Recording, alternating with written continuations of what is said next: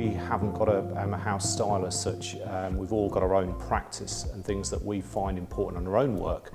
But the most important thing is that we're trying to nurture our students and find out what they want to get out of photography. And the biggest thing is that we want to help make visual communicators. What I love about the course is the way that we think about photographs and what they communicate and the important role that they have in society. We've had students who've gone on to go into medical illustration, like a specialist field. We've had students who set up their own businesses, so they've become professional photographers. We've got students working in industry in sort of retouching, staging.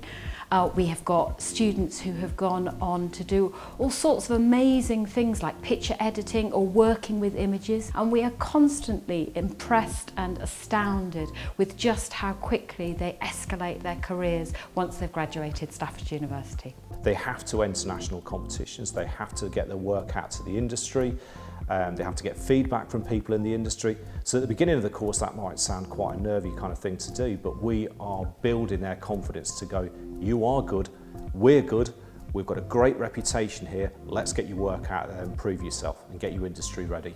I took a picture of myself with a mask on and a crown at home in lockdown because I was bored, and from that it kind of evolved into a series of projects. So I started photographing lots of different girls and we did that whole Quarantine Queen series. I submitted one of those images to the Rankin 2020 competition and it was featured in the beauty episode and it's in the book as well. The thing that I think is really special about here at Staffordshire University is the diversity of students, because they come from a wide range of backgrounds, and how that's supported by a really enthusiastic staff team. We care for the students, we support them from the first day right through to the last. The lecturers are all really generous with their time and the connections that they have, and recommending people to contact who may be able to help you.